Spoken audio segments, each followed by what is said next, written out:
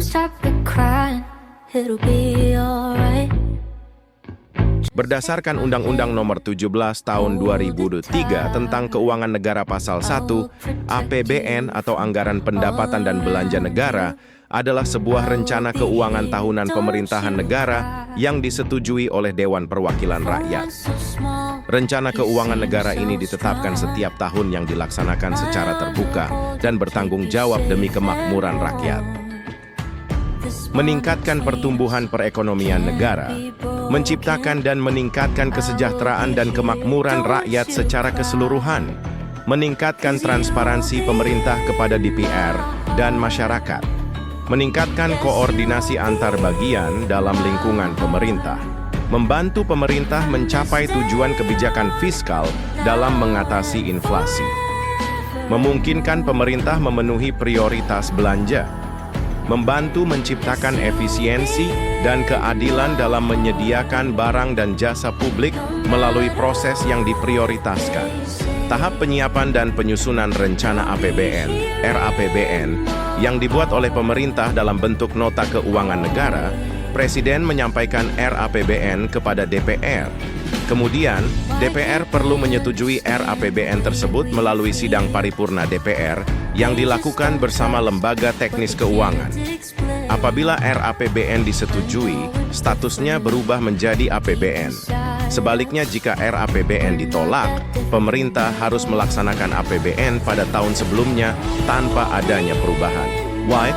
Kalau APBN sudah disetujui, dokumen pelaksanaan APBN harus disahkan oleh Menteri Keuangan, serta diperkuat dengan keputusan Presiden tentang pelaksanaan APBN. Pelaksanaan APBN akan diawasi oleh Badan Pemeriksa Keuangan, BPK. Hasil pengawasan tersebut akan dilaporkan kepada DPR tahapan terakhir, yaitu pertanggungjawaban pelaksanaan APBN.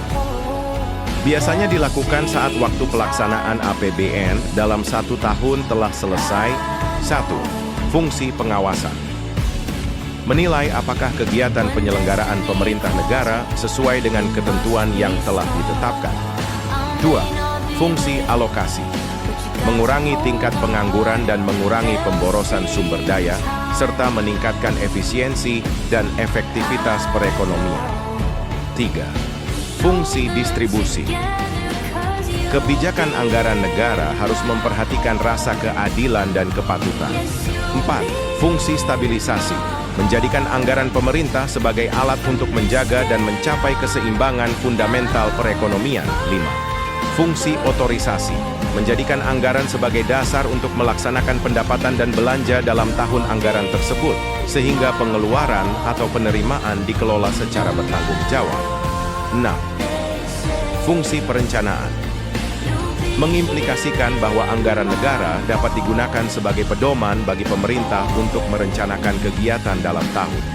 Ciri-ciri APBN, anggaran pendapatan dan belanja negara, mencakup beberapa aspek utama, seperti penyusunan dan penetapan setiap tahun dengan undang-undang, terdiri dari anggaran pendapatan, belanja, dan pembiayaan, serta berfungsi sebagai alat tuju otorisasi, perencanaan, pengawasan, alokasi, distribusi, dan stabilisasi keuangan negara.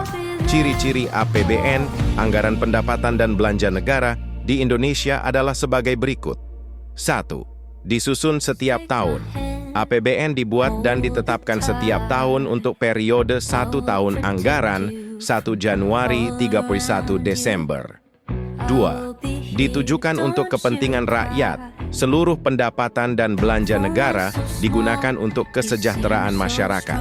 3. Berfungsi sebagai alat perencanaan dan pengendalian ekonomi. APBN membantu pemerintah dalam mengatur laju pertumbuhan ekonomi dan stabilitas nasional. 4. Disetujui oleh DPR, pemerintah menyusun rancangan APBN dan harus mendapatkan persetujuan dari Dewan Perwakilan Rakyat, DPR. Penerimaan dari pajak. Pajak merupakan iuran dari rakyat kepada pemerintah yang bersifat wajib. Pajak tersebut dibagi menjadi 2 jenis, yaitu pajak dalam negeri dan pajak perdagangan internasional.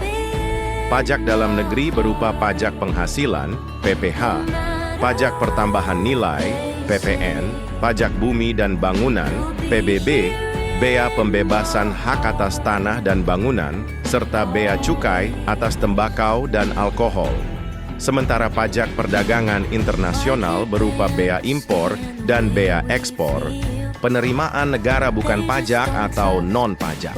Sumber penerimaan negara bukan pajak berasal dari penerimaan sumber daya alam, laba BUMN, dan barang sitaan koruptor. Penerimaan negara dari hibah.